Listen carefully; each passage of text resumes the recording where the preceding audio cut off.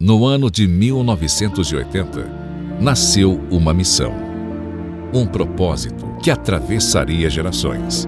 Os Gideões missionários da última hora surgiram com um objetivo claro: unir o Brasil para evangelizar o mundo, levar a mensagem de Jesus Cristo, salvar vidas e levar esperança a lugares esquecidos pela humanidade.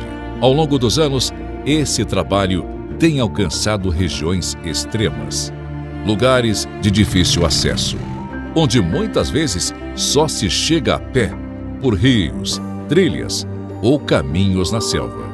São comunidades no sertão, aldeias, tribos indígenas e regiões isoladas, onde o Evangelho ainda precisa chegar.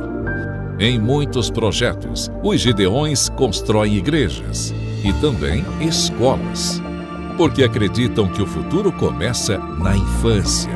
Crianças que antes não tinham acesso ao ensino, hoje aprendem a ler, a escrever e, principalmente, a conhecer o caminho da verdade. Projetos que existem há anos e que já transformaram não apenas crianças, mas famílias inteiras. Hoje, mais de 1000 famílias missionárias estão espalhadas pelo mundo e sendo mantidas pelos fiéis contribuintes dos Gideões para levar a palavra de Deus adiante. Homens e mulheres que deixaram tudo para viver um chamado. Eles enfrentam distâncias, desafios e dificuldades, mas continuam avançando, porque sabem que cada vida alcançada vale a pena. E mesmo com esse grande exército missionário, ainda há muito a ser feito.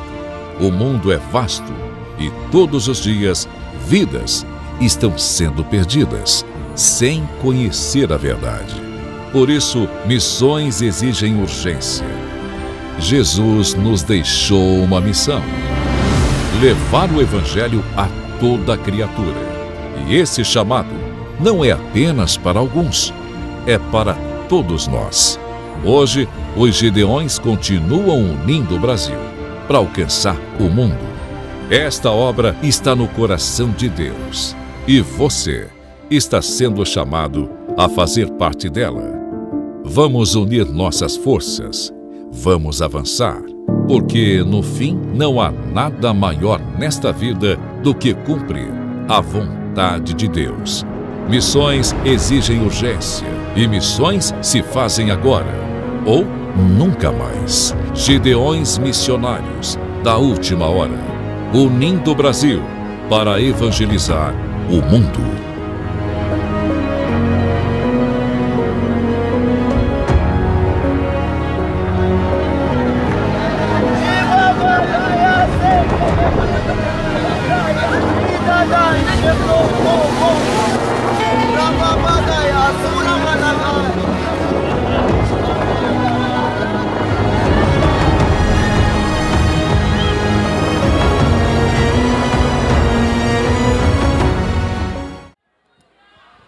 Glória a Deus.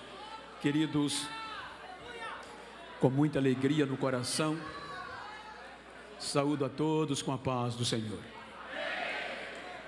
Ainda sobre os vossos pés, quero ler o texto que está no meu coração para pregar concernente à proposta temática.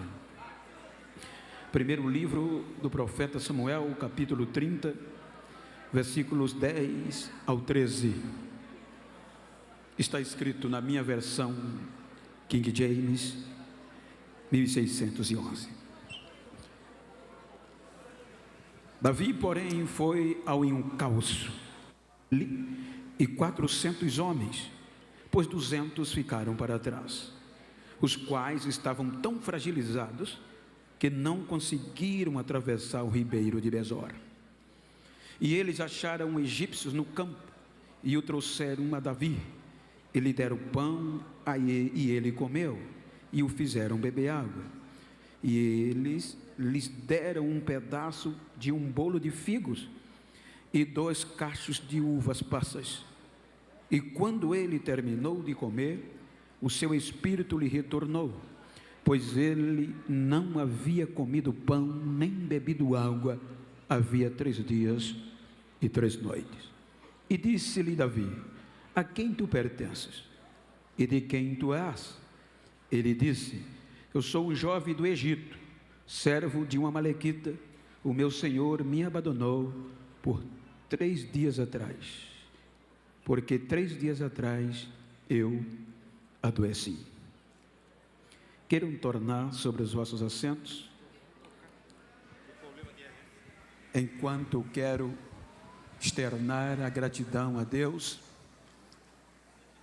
por mais um ano poder contribuir com os Gideões missionários, e para tal agradecer ao pastor Zilmar, irmã Maria Inês, com toda a direção dos Gideões, sem esquecer do pastor Niltinho, presidente da convenção, o pastor Sérgio Meio Fior e toda a diretoria desta igreja nesse estado. Quero louvar a Deus pela vida do pastor Jairo, pastor Valdir, que Deus os abençoe, as respectivas famílias, e em vossos nomes a todos os demais obreiros aqui presentes. Como também agradecer a Deus pelos muitos amigos que Ele tem me dado nessa cidade, neste país, e gostaria de citar o nome de todos, mas os irmãos hão de entender. Então, para mim é uma honra poder rever meu amigo pastor Eduardo Lopes, muito bom revê-lo com toda a comitiva, pastor Flávio e os demais, pastor Geiser, muito bom, meu amigo pastor Valdir, Adiel, que Deus te abençoe grandemente, e em vossos nomes externo a minha gratidão a todos os demais obreiros, pastores e amigos que estão entre nós, agradecendo o Murilo com a Cláudia, que tem me conduzido, cuidado de mim, como também a todos presentes. Quero mandar um abraço que me foi pedido para os irmãos que estão me assistindo em toda a América, na Europa, na Ásia, na África, como também na Oceania. Estive recentemente e quero mandar um abraço para todos ali em Ituba, onde eu estive na Austrália, pastor Luciano, missionária Luciana, que Deus os abençoe. Queridos, quero enviar um abraço especial, por certeza está nos assistindo, a minha querida esposa, irmã Marilza, aos meus filhos, meus netos, que são a base do meu ministério. Te amo, meu bem, um cheiro no coração, e parabenizo-a por ser esta mulher que há 44 anos tem me suportado. Queridos, como há uma proposta missionária e há um tema proposto e o texto é missionário, eu quero tomar por base este texto para falar-lhes sobre instrumento central inesperado. Diga comigo: instrumento central inesperado. Quando nós lemos o texto, mas antes de pregar, se a doutora Shirley estiver aqui, deixei a encomenda no camarim. Quando nós lemos o texto, estamos diante de uma história linda, composta por um judeu e um gentio. Quando nós analisamos o contexto missionário, os irmãos hão de convir que a nossa criação foi perfeita, mas a entrada do pecado nos danificou e nos afastou de Deus. Então o pecado se uniu à morte e consequentemente um grande aliado chamado inferno. Então todas as almas agora estão voltadas e fadadas ao pecado, à morte e ao inferno. O que é lindo é que longe de Deus, então Deus vai instituir no capítulo 12 do Gênesis um projeto de resgate chamado judeus ou Israel. Então eles têm um objetivo de, por meio deste plano, que eu quero chamar de plano A, atingir toda a terra conforme Gênesis 12, versículo 3. Então, o projeto principal, chamado na minha visão, projeto A, vai agora atingir no propósito de Deus a terra, com a mensagem da grandeza deste Deus. O que é interessante é que no desenrolar da história, Deus coloca gentios para apoiar, meu querido Sena, este projeto. E este projeto vai ser pautado em desafios. Você vai observar que quando Israel, a partir de Abraão, entra em prova, vem gentios para dar apoio. Abraão, Egito, e o Egito serve-lhe como apoio, e ele sai fortalecido e rico. Vem Isaac, o Egito o influencia, dando-lhe suporte na fraqueza. Você vai observar, quando a fome vem atacar, quando a fome se destaca, está Jacó, e aonde é o álibi, o refúgio? Egito. Então observem que Jacó vai ser amparado como projeto missionário pelos egípcios, gentios. Quando nós analisamos a entrada de José, ele se refugia. Egito, suporte. Quando nós olhamos o crescimento, a tirada do projeto para a execução, Moisés se destaca Egito.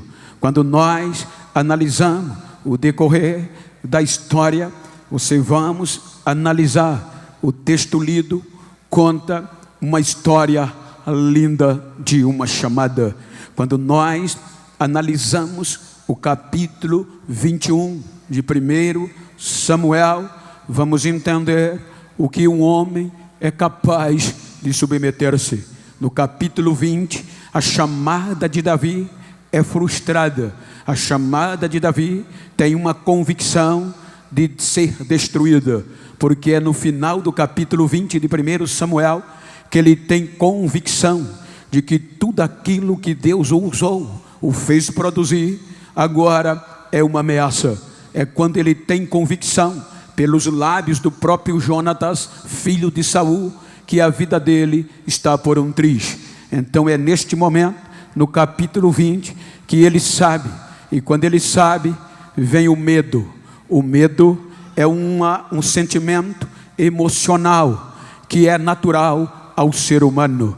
Veja que o sentimento medo é um dos primeiros que entra na raça humana. Gênesis capítulo 3, versículo 10. O Senhor entra no jardim e Adão ouve a sua voz e se esconde. Aí Deus pergunta por que ele está escondido. Ele diz: ouvi a tua voz e temi e tive medo. Observem que o sentimento medo, ele vem desde o início do pecado. E interessante é que quando o medo vem, ou seja, o medo aparece, seja por um perigo, por uma ameaça, por uma incerteza, obviamente que o corpo humano vai ativar o senso protetivo. Ou seja, observem que quando o ser humano está diante de uma situação perigosa, de incerteza, uma situação que a vida está em perigo, então o próprio corpo humano vai ativar uma reação de defesa. Primeiro, o cérebro vai detectar o perigo. Então o cérebro, dentro do córtex frontal, onde estão as maiores decisões do ser humano, vão ser atingidos. Então o córtex central, ele vai obviamente atuar com o cortisol. O cortisol vai obviamente ativar a adrenalina, e a adrenalina toma conta do sangue. O sangue pega a adrenalina e vai para o fígado. O fígado vai transportar mais açúcar para o corpo humano, com isso dando energia emergencial. Para quê? Para algumas funções. Primeira, sobrevivência. É aqui que vai a gente atuar, porque ele vem, faz tudo isso, mas a estratégia é fundamental, porque quando o corpo atinge tudo isso, ele está te dando a opção de você lutar, fugir ou paralisar. São estes os 3 procedimentos quando um ser humano se acua e está em perigo. Então, capítulo 20, Saul persegue Davi, vou matá-lo. Davi sai do capítulo 20 tomado pelo medo. Automaticamente, primeira estratégia, sobreviver. E observem que o medo tira a razão do ser humano. Quando Davi, com todo o conceito, vai atingido pelo medo, primeira coisa é esquecer do que ele era. Vai se envolver com o engano, com a mentira para sobreviver. Então ele desce para Nob, movido pelo medo. Quando chega na região, na cidade de Nob, cidade sacerdotal, chama o sacerdote Aimeleque. E o sacerdote sábio disse: por que vieste só? E cadê os teus homens? Ele diz: não, é que o rei tem uma missão secreta e ninguém pode saber, eu vim sozinho. O medo rouba-lhe a razão e ele já entra com a mentira. Então, estou faminto. Não tem, só tem o pão da preposição, ou seja, o pão que você não pode comer, mas só tem esse só. Ele come o que não deveria comer pelo contexto sacerdotal. Depois ele pede uma espada, a única que tem é a de Golias. Ele leva e deixa o sacerdote em apuro. Ele causa a morte de Aimeleque e dos seus familiares, movido pelo medo. Então ele sai do capítulo 1 e agora vai sofrer. Então, capítulo 2, a sobrevivência. Ele diz: se eu permanecer aqui, ora, Saul vai me matar. Vou me refugiar, vou pedir refúgio aos filisteus, arqui-inimigo de Israel. Então ele vai para Gat. Gat é uma das 5 principais cidades dos filisteus, reinada por Aquis, rei de Gat, o filisteu. Movido pelo medo, ele vai para Gat. Quando chega em Gat, os homens do rei olham para ele e tira sarro, dizendo: não é este Davi, que há uma música, há um canto em todo Israel, que as mulheres cantam, dizendo: Saul matou seus milhares e Davi seus 10 milhares. Sim, que é que ele está fazendo aqui? Então ele é ameaçado e agora aqueles elementos no corpo continuam agindo e o medo vem e ele vai dar uma de louco. A Bíblia diz que ele se finge de louco para sobreviver. Vai riscar sobre as portas dos filisteus e babar. A barba é movida, encharguada pela baba. Então levaram ele ao rei. O rei diz: olha, eu já não tenho muito loucos aqui, por que me trouxeste este louco para que ficasse aqui? Então termina o capítulo 1 como louco. Capítulo 2, rejeitado o pedido de refúgio. Qual é a alternativa? Sobreviver. Adulão entra na caverna e se enclausura. Em Adulão, o pai e a mãe sabem o sofrimento do filho. Vem para Adulão, para a caverna, consolar o filho. E ele, movido pelo medo, tenta sobreviver. É neste contexto da caverna que a Bíblia diz que se aproxima dele cerca de 400 homens. Homens que nós não colocaria no púlpito. Homens que nós não daria oportunidades. Homens maus, devedores, endividados, amargurados, homens ruins, descartados pela sociedade. Se entra e são recrutados na caverna de Adulão, no meio do sofrimento. Davi, você é um herói. Davi, você entende de guerra. Davi, você é judeu. Davi, então nos lidera e nós vamos fazer um mini exército. Então é a partir daqui que Davi vai liderar 400 homens a começar, culminando a 600. Então ele agora é líder de um mini exército de 600 homens valentes, terríveis e revoltados. Então, vem o capítulo 5. Capítulo 5, Samuel, o seu amigo, morre. Ficou pior ainda. Se com Samuel vivo, a vida está em perigo, morte de Samuel, o risco aumentou e o medo acrescenta. Aí, capítulo 27, ele diz: ora, Saul, certa hora, mais cedo ou mais tarde, vai me capturar. Então agora, nada melhor do que pedir um asilo ou político em Gate. Então veja que agora ele não vai simplesmente como aquele refúgio de louco, mas agora ele vai pedir um asilo político. Primeira estratégia, sobrevivência. Segunda, política. Então ele vai a Gate e agora ele vai com 600 varões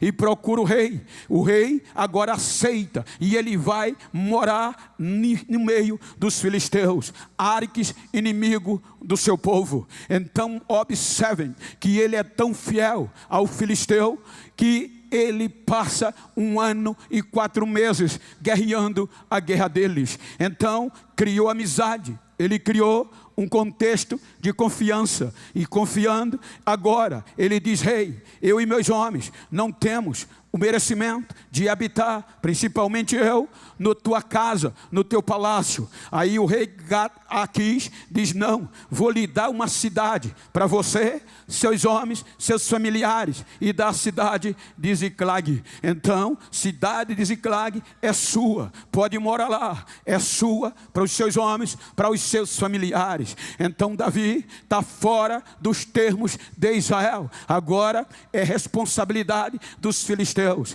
Amigo do rei Aquis, íntimo, digno de confiança. Com todo este medo conduzindo ele, Deus está no controle, Deus está convicto na chamada. Observem que quando nós adiantamos os capítulos, então Davi tem a oportunidade de mostrar como revolta, de mostrar a Israel que ele é guerreiro, porque tem a oportunidade, diz a Bíblia, que vem uma reunião entre filisteus para guerrear contra Israel. Os filisteus se agregam na região de Afeca e os israelitas em Jezreel. Então agora a guerra vai começar. Então o rei convoca Davi para subir, pelejar contra o seu povo. Então quando Davi é convocado, ele vem, sai de Ziclag com 600 homens terríveis, valentes, homens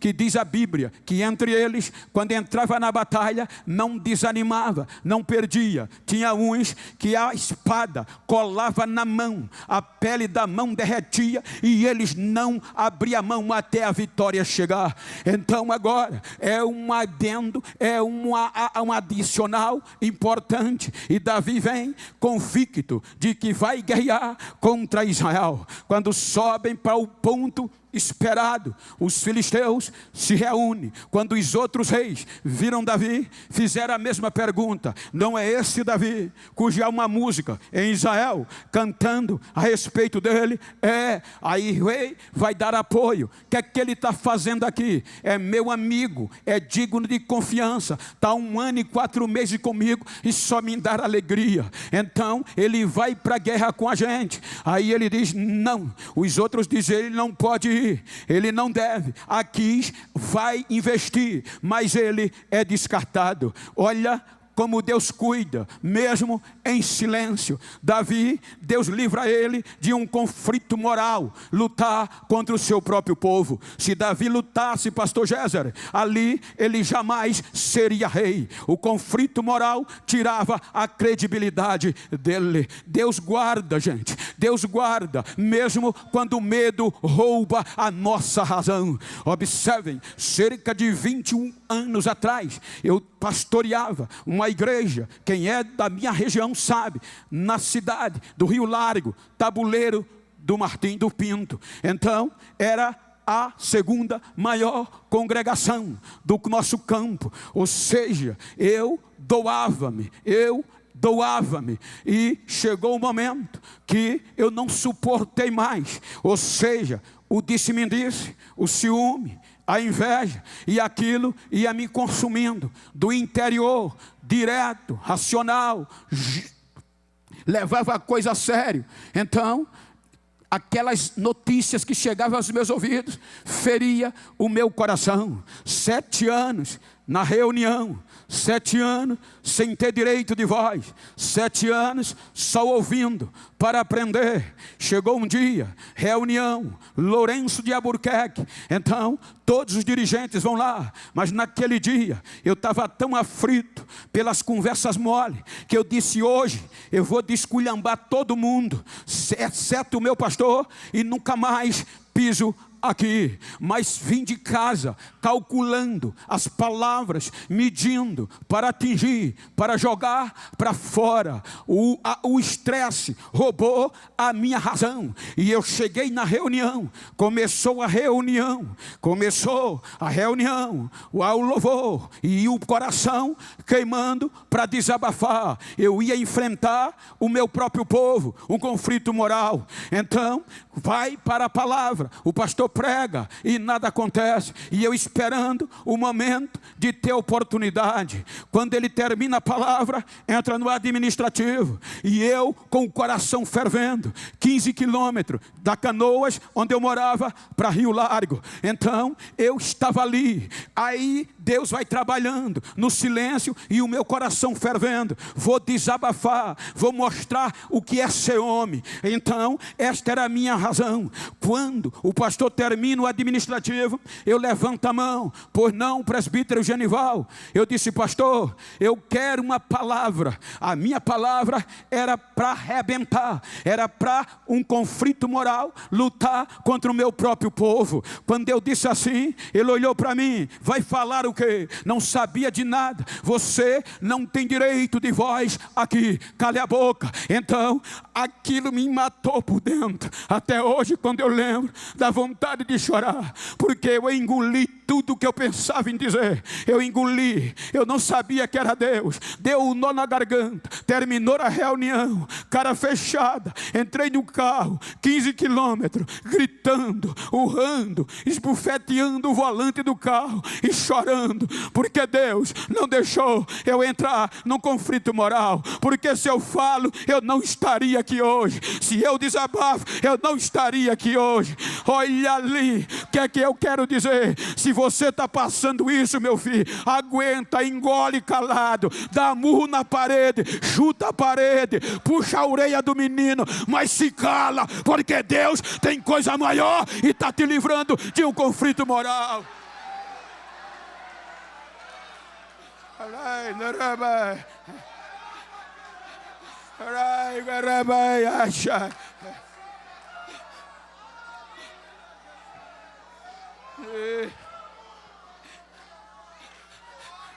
Agradeço hoje o meu pastor, a quem agradeço, pastor Arnóbio Tavares, meu reverendo pastor José Orisvaldo, que mesmo sem saber, Deus o usou para me evitar de um conflito moral, porque Ele tinha coisas maiores para mim. A promessa tinha que se cumprir, e se eu falo, eu ia perder. Aí Deus disse: você vai engolir.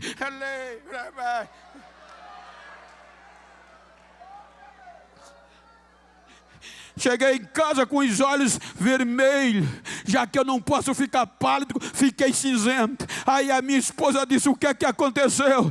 Eu disse: nada não, é benção. Tive que engolir calado, mas olha eu aqui, no maior congresso missionário do mundo.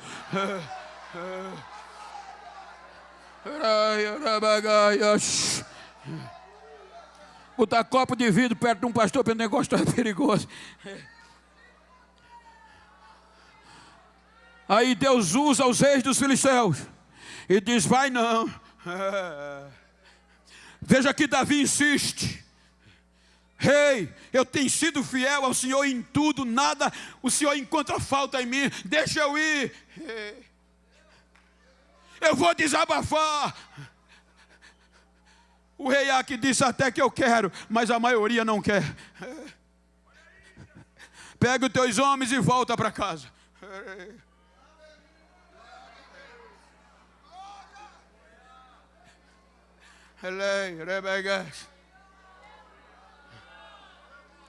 Três dias de viagem. Ele e seus 600 guerreiros. Quando chega em Ziclague, depois de 3 dias, a decepção da dispensa. E agora volta para Ziclague. Quando chega lá, só tem um cheiro de queimado. O narrador mostra quem foi para nós, mas ele não sabia, nem os seus soldados. O narrador nos mostra que foi os amalequitas, mas eles não sabiam. A cidade destruída no fogo. Vestígio de criança, nada. Mulher, nada. Nem um rastro de quem foi e quem sequestrou os seus parentes e queimou a cidade. Tem momento, gente, que os guerreiros também choram. Tem momento que não dá para entender a chamada. Foi embora filhos, mulheres, de todos. Aí a Bíblia diz que o desespero bateu. E aqueles homens sanguinários que lutavam e venciam muitos, agora o choro vem. E quando o choro vem, não tem como parar. Sem saber quem foi, sem rastro, sem ter como seguir. A Bíblia diz que choraram até não haver mais forças para chorar. Quando não tinha mais força para chorar, vai buscar um culpado. Quem? O líder. Vamos apedrejar Davi, ele é o culpado.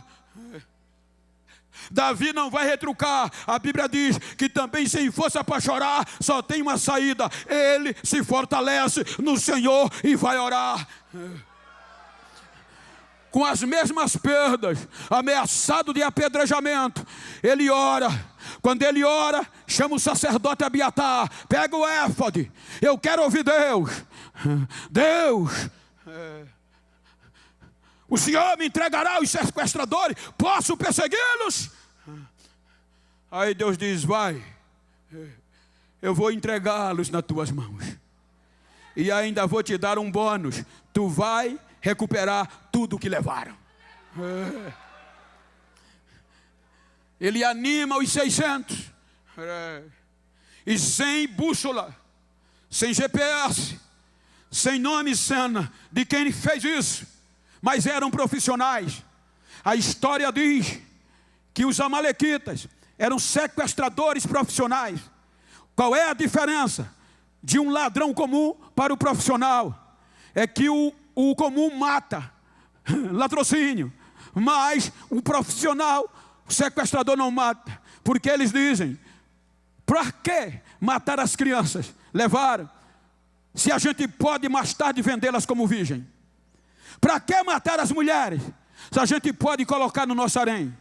Para que matar os homens, se a gente pode vender no mercado de escravo e faturar muito? Então o profissional não mata. Então, cada momento que vai passando, o perigo é grande, porque a qualquer momento, não sabe quem foi e pode vender as suas famílias. Chama os 600, cansados, arrebentados, mas não pode desistirem. Olha para quem está do lado e diga, está cansado? Não está entendendo o que aconteceu? Só tem uma receita. Ora e não desiste.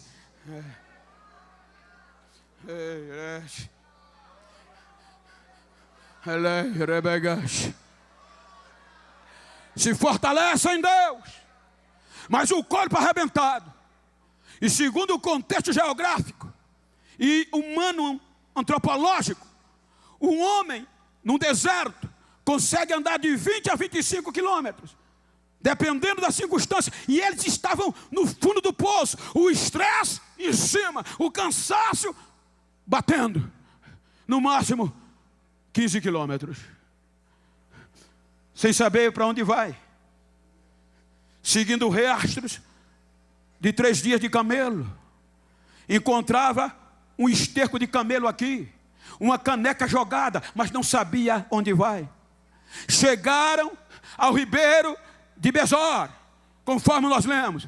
Veja que coisa linda. Chegando no ribeiro de Besor, as chuvas que vinham de cima encheu o ribeiro, transbordou.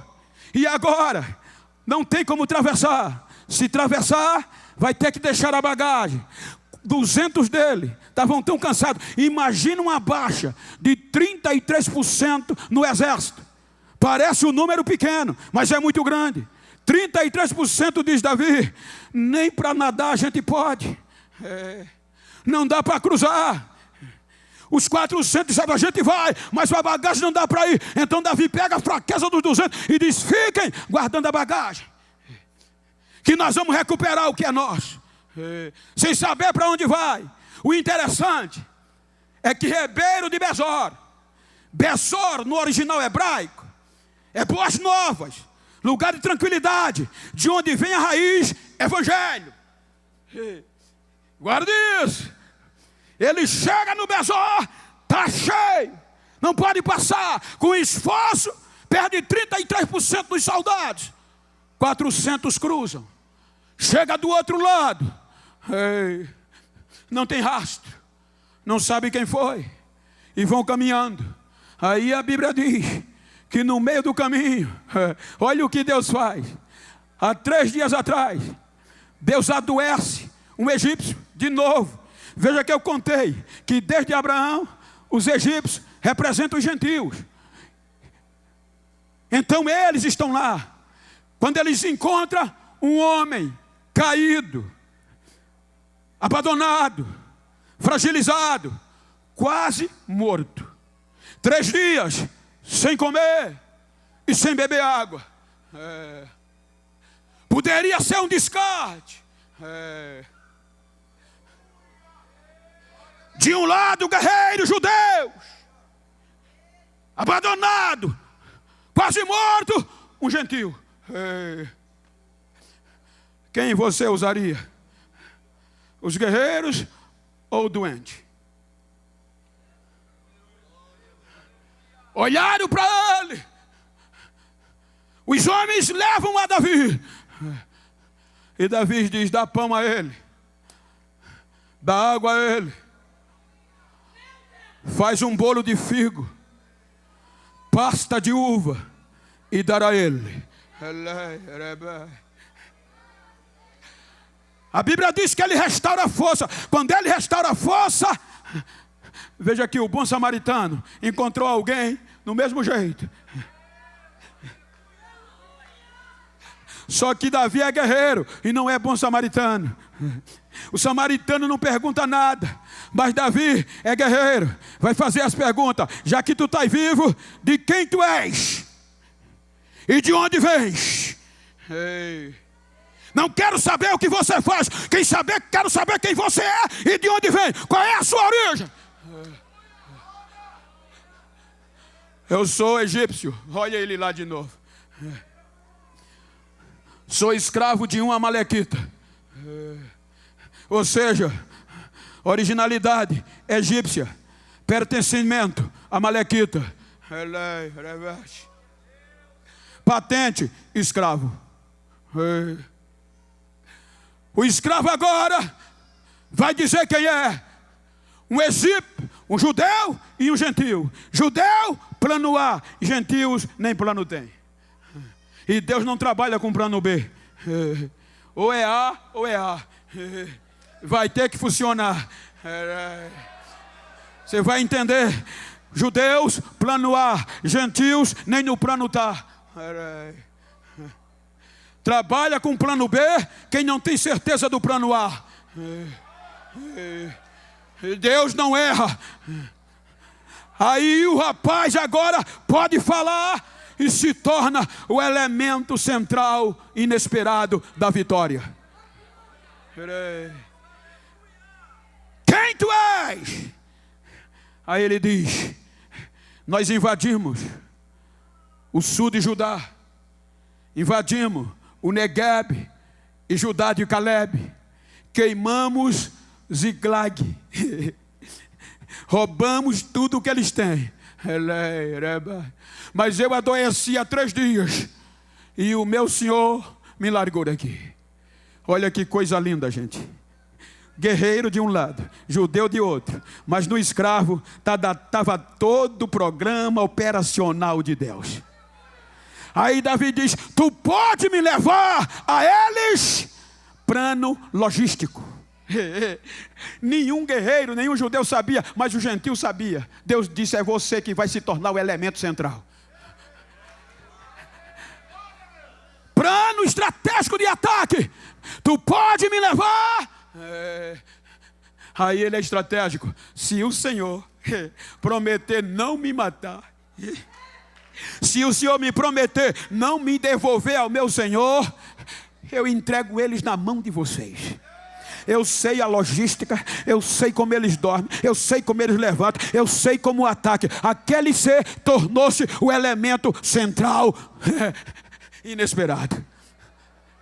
O que é que a gente aprende aqui? É que muitas vezes a gente espera num pregador, a gente confia em quem tem postura, em quem tem poder capital, e às vezes o segredo está em quem você descarta que não vale nada. Deus é especialista em trabalhar com isso.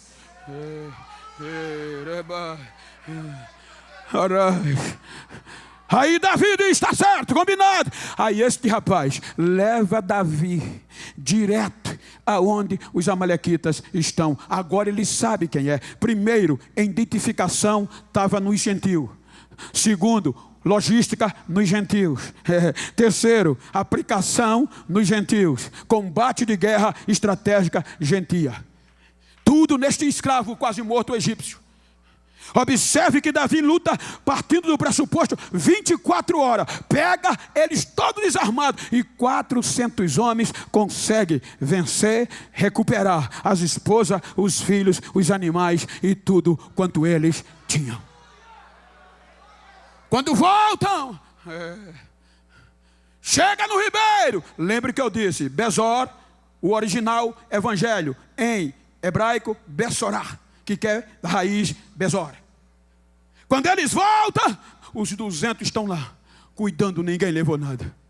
Aí alguns homens mais disseram: devolve as mulheres e os filhos, mas parte no despojo eles não têm. Não foram com a gente.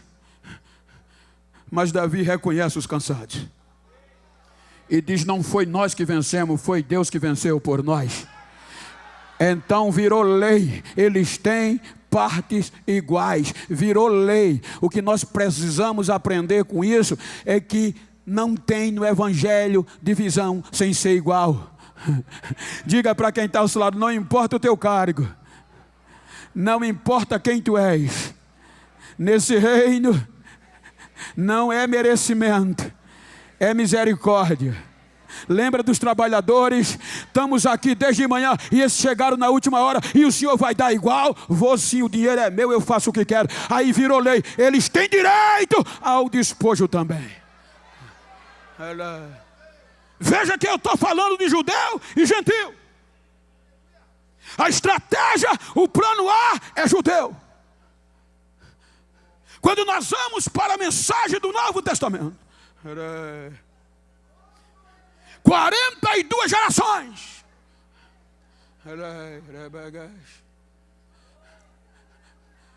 Entre 400 e 450 vezes no Velho Testamento, aproximadamente tem a palavra fogo.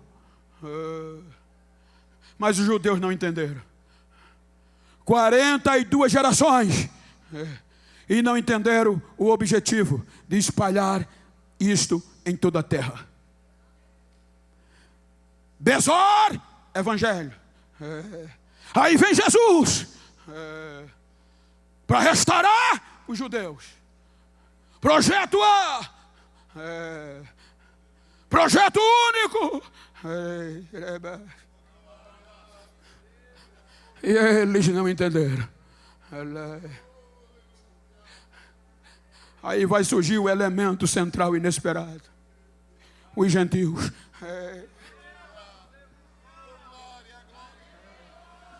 Você está sentindo o peso da responsabilidade desse tema?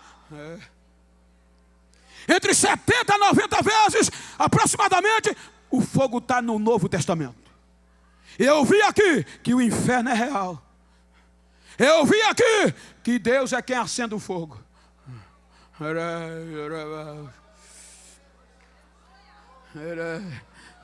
Aí Jesus vai dizer aos discípulos: eu vim tocar fogo na terra. Na versão transformadora, nova versão transformadora, está escrito: eu vim incendiar a terra, e como eu queria que já estivesse acesa. Por que isso aqui? Porque fogo é fogo. A maioria de nós trabalha ou acende fogo todo dia. Mas o fogo só se torna incêndio quando ele se espalha rapidamente. Quando ele causa risco ou causa danos, isso é incêndio. E o que é que a chama faz? Ela diz que o fogo está acontecendo. E o que é que a fumaça faz? Ela mostra o que está sendo processado na queima. Você está entendendo? Então, se você puder olhar para quem está ao teu lado, faz um cheirinho assim. Estou sentindo que está queimando alguma coisa. É por isso que, se queimar, você sente o cheiro na fuligem. E a chama, quando levanta, está dizendo: o fogo está acontecendo. Era do direito do plano A, mas os judeus rejeitaram, não entenderam. Aí Deus diz: mas eu tenho um elemento central inesperado. Eles não esperam. É por isso que Paulo diz em Romanos 11:28, que quanto ao evangelho, os judeus ficaram intrigados por causa de nós. Eles não esperavam que a gente entrasse. Então observem que aqui vai começar. Ele promete que vai incendiar a terra, e o seu fogo vai espalhar-se tão rapidamente, vai causar risco ao inferno e vai causar dano. Isso é incêndio. Quanto mais a chama, está dizendo, o fogo está crescendo. Veja que sempre teve os egípcios. Quando Jesus vai ser crucificado, nenhum judeu ajuda a cruz, mas um gentil carrega a cruz. Quando Jesus ressuscita, Atos 1:8, receberei poder que há de vir, e ser-me-eis testemunha em Jerusalém, Judeia, Samaria e até... Se você ler Gênesis 12:3, você vai entender que essa proposta já era do plano A, mas eles rejeitaram, agora é para a igreja. Jesus disse: eu vim incendiar a terra, e vocês vão ser minhas testemunhas. Aí começa. É por isso que quando o Espírito desce, ele não desce simplesmente como um fogo, é como um incêndio, fazendo barulho. O fogo que você acende no fogão, na churrasqueira, não faz barulho, mas o incêndio atrai as pessoas de longe. Estavam todos reunidos em um mesmo lugar. De repente veio como o barulho de um vento forte, impetuoso, persistente. Por isso que eles falaram línguas repartidas como que de fogo. E quem atraiu a multidão? Foi a escolaridade? Não. Foi o diploma deles? Não. Foi o linguajar? Não. O que foi? O incêndio. Nós estamos aqui, mas se tiver um incêndio aqui, a gente sabe já já. E a chama é: o fogo está acontecendo. E a fumaça é: eu vou dizer o que é que está sendo queimado. Eu já estou sentindo o cheiro de crente sendo queimado. Aí nós entramos como elemento inesperado, mas elemento central. Lucas 12:49. Eu vim incendiar a terra, e o que eu queria era que já estivesse aceso. O incêndio vai chamar a atenção, o incêndio vai causar risco, o incêndio vai causar danos. Então diga para quem está ao seu lado: desde o dia que esse fogo me pegou, eu me tornei um risco para o inferno e dano para ele. Eu não fui sacudido pelo Espírito Santo só para atrair seguidores. Eu não fui atraído e fogueado, cheio do fogo do Espírito Santo, para ganhar muito dinheiro e cobrar cachê irrelevante.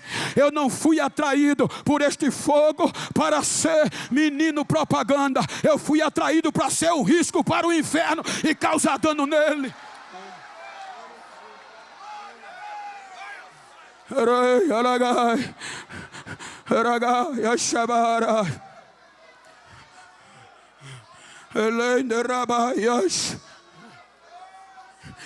Quem é risco para o inferno aqui?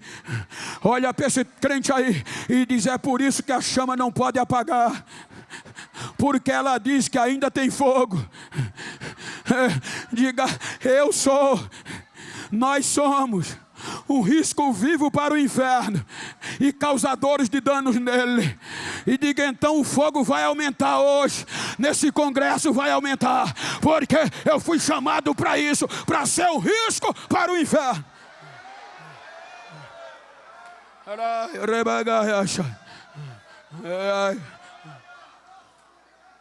Você já ouviu isso?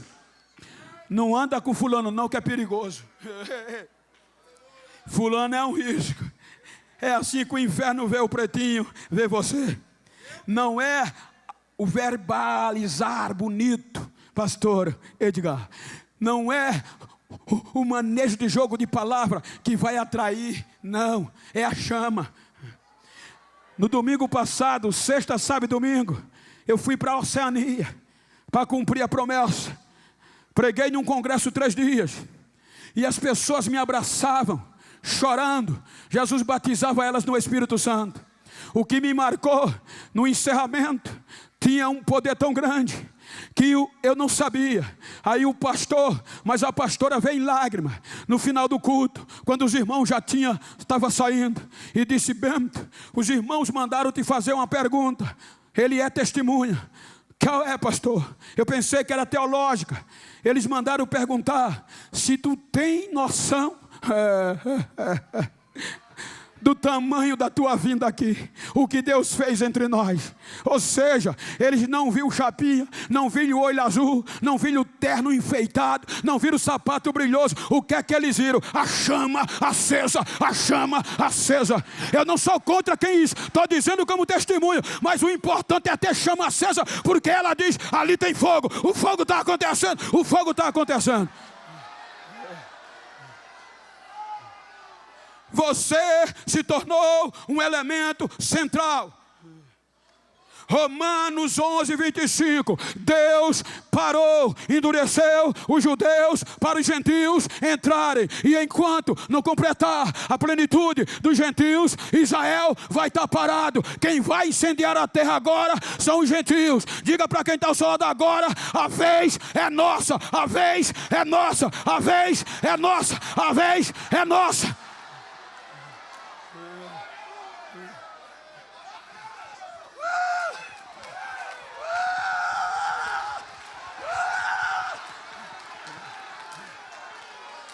Eu volto a dizer, é por isso que há muitos céticos, pregadores de mídia, diz: Bento, tu tá doido, tu tá estragando a nova geração. O que é que houve? Século 21, Bento, tu ainda roda, tu ainda pula, com um anel no dedo agora, tu não é mais cortador de cana não, prega coach, psicologia, autoajuda. Eu digo: não, pregue, mas eu vou continuar pregando fogo, vou continuar pregando Pentecostes, vou continuar pregando vida. E eu tenho certeza que aqui tem uma geração do fogo, não tem? Se tem, deixa eu ver o barulho do incêndio. Deixa eu ver o barulho do incêndio. Deixa eu ouvir o barulho do incêndio. Ramagayarabash.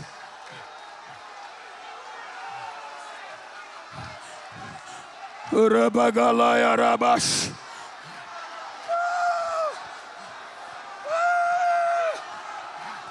Aonde tem barulho, deixa eu ouvir. De onde tem barulho, aonde tem chama, o fogo está acontecendo. Deixa eu ver o barulho do vento. Deixa eu ver o fogo estralar. Vai, vai, cheira, cheira. Deixa a fumaça subir, dizendo: tem crente sendo queimado, tem crente sendo queimado, tem crente sendo queimado. O inferno fica doido.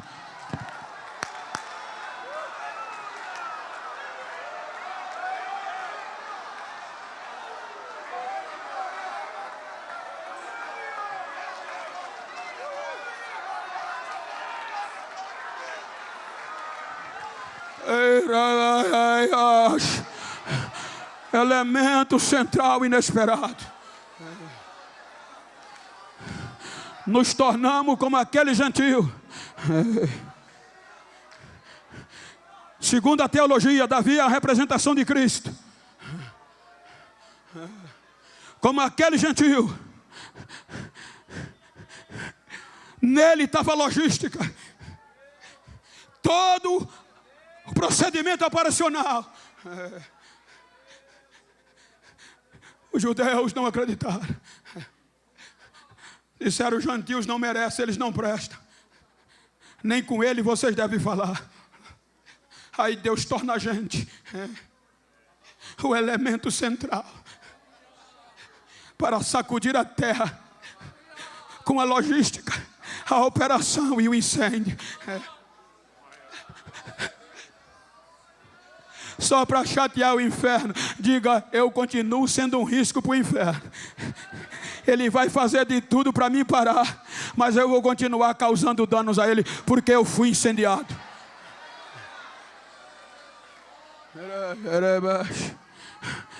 Sereis minhas testemunhas. Aonde?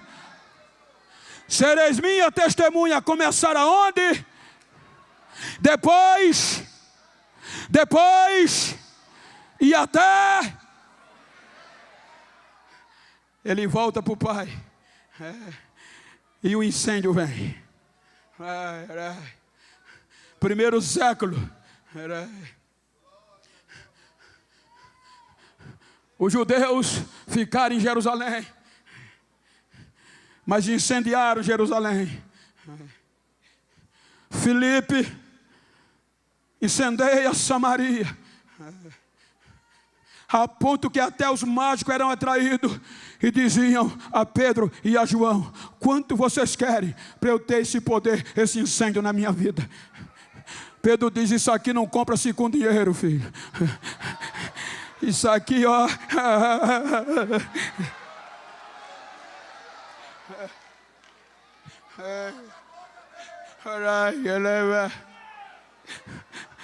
Os judeus atraem a Judéia, mas param. O plano de invadir a terra operacional e estratégia de ataque para causar danos aos infernos vai para os gentios. Primeiro, o africano leva o fogo para a África. O Egito já é a África. Por isso que os africanos dizem, está ali o pastor Edgar, que Deus tem um grande avivamento, porque a África, os gentios sempre foram suporte para o plano A. O que é lindo é que como Deus não trabalha com plano A, é isso que os judeus ficaram revoltados. Aí Deus pega e não faz da gente um plano B, injeta a gente no plano A. Agora Paulo vai dizer a Efésios 2, dizendo que não há mais separação entre judeu e gentio, porque Deus quebrou a barreira e dos dois fez um. Então só há plano A, e agora a estratégia está com a gente, agora a operação está com a gente. Eles invadem estas regiões e o incêndio acontecendo. O africano gentil vai disparar na Etiópia. Século I, os gentios invadem a Ásia. O incêndio toma conta da Ásia. Atos 19:10. Em 2 anos os gentios fizeram que toda a Ásia ouvissem a palavra de Deus. Os gentios Invada a Europa. Incendeia a Europa. Os gentios incendeia Roma. O incêndio está lá e a chama acesa. Séculos se passam, Murilo. 1906, o incêndio se espalha na América do Norte. Rua Azusa, eu acho lindo. Um pretinho tocou fogo na América do Norte.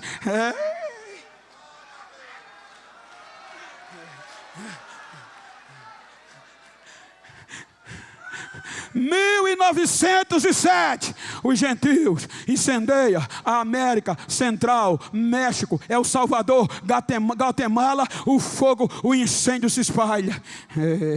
1910, 1911, o incêndio entra no norte e no nordeste do Brasil. Incendeia. 1913, o incêndio incendeia São Paulo, Rio de Janeiro, até 1915 em Minas Gerais.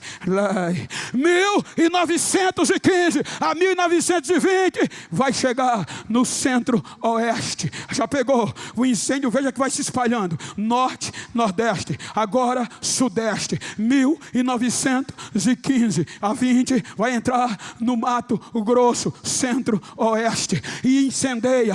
1916 a 1920 ele chega e incendeia o Paraná, Santa Catarina e Rio Grande do Sul, e o incêndio vai se espalhando.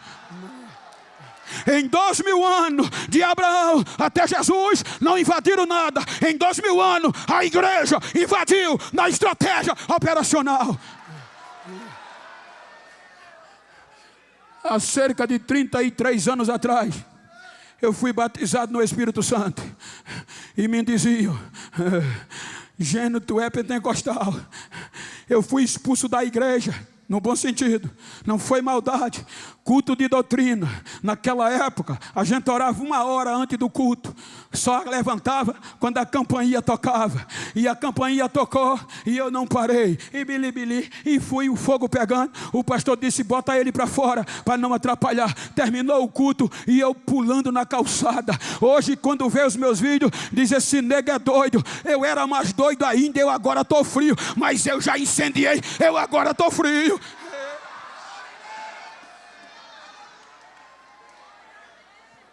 Quando Jesus me batizou, então eu comecei a ser cheio. Aí eu ouvia no Nordeste, no Norte, no Sudeste, Centro-Oeste, dizendo que no Sul a chama é baixinha, o Sul é frio, o Sul não é pentecostal. Quem diria que o Sul ia se tornar o elemento central do maior congresso pentecostal missionário da última hora? Agora olha, hoje está representante do Nordeste, tem representante do Norte, tem representante do Sudeste, tem representante de toda a parte do Brasil. Aonde? No Sul, porque a chama atraiu. E hoje estamos nós aqui. Quem é do Sul, levanta a mão. Grita bem forte. Vocês pensavam que a gente não pegava fogo? Mas vão ter que engolir. Nós somos um elemento surpresa. Olha qual é o sonho dos pregadores: pregar no Sul, Santa Catarina, Gideões. Vocês estão de parabéns. A chama não pode apagar, foi acesa para se espalhar.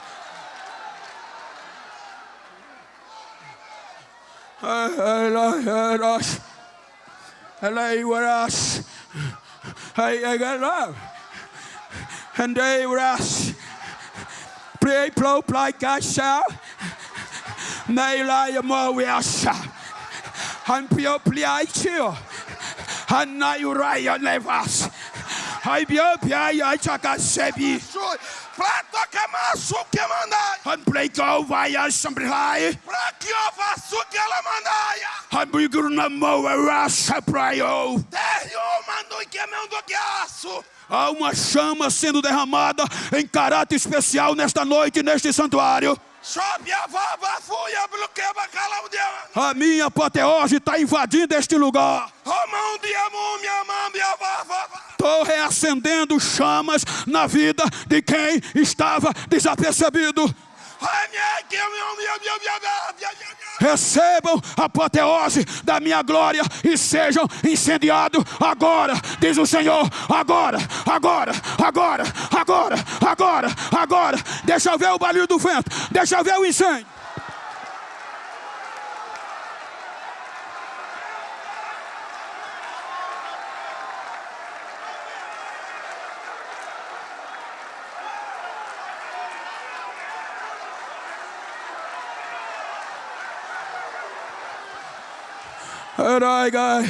Se você puder, vira para esse crente que está do teu lado aí.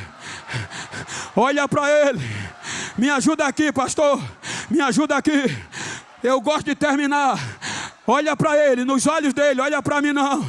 Olha para ele. Diga a ele: eu sou mais forte. Eu sou um risco para o inferno. Eu sou um causador de danos no inferno. Eu sou um elemento central, inesperado. Se depender de mim, a chama não vai apagar. Vou continuar sendo risco, vou continuar causando danos. Abraça ele, incendeia ele, incendeia ela, incendeia ele.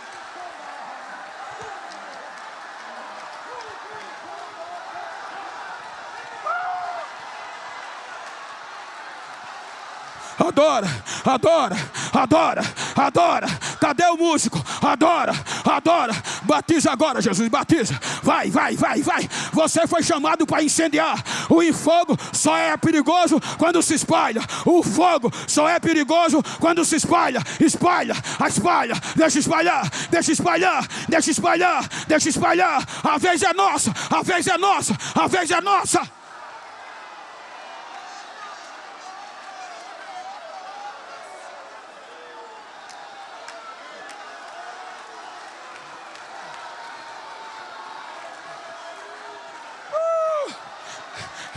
Deixa eu ver o barulho do incêndio. Vai, vai, vai, continua. Batiza Jesus. Como o vento faz barulho, como o incêndio atrai. Vai, chama. Tem fogo, tem fogo. Deixa eu ver o barulho, deixa eu ver o barulho, deixa eu ver o barulho do incêndio. Ó inferno, você está perdido. Ó inferno, sai da frente. Aqui está sendo renovado. Fogo, chama. Somos risco, somos risco, somos risco.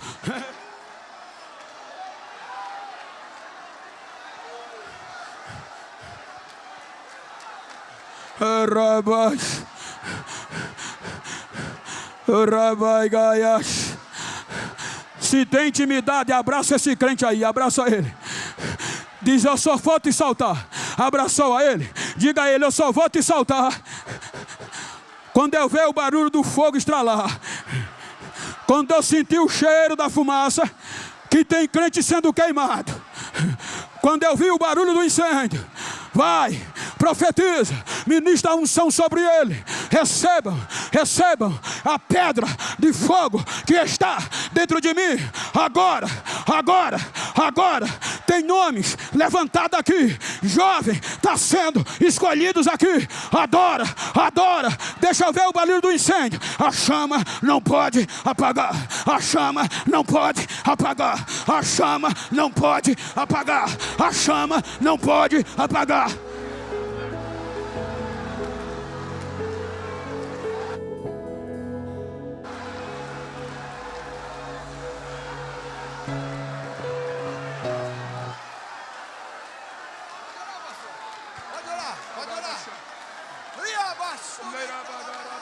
Me ajuda aí, me ajuda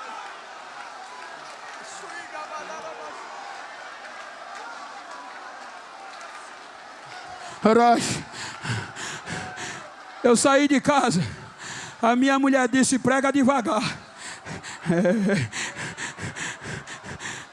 Está com poucos dias que eu fiz uma cirurgia no rim, 3 furos e um corte. Prega devagar, mas não tem jeito, deixa a tripa cair, mas o fogo vai ter que pegar. Deixa eu pular, deixa eu rodar, deixa eu rodar. Você vai perder para mim? Vai? Então deixa eu ver o fogo. Vai, recebe batismo aí agora. Seja batizado no Espírito Santo, sem muita conversa. Vai, deixa o incêndio te pegar, para espalhar. Vai, fala em língua pela primeira vez. Seja curado agora. Vem para cá, vem para cá, vem para cá, quem pode. Vamos fechar o corredor.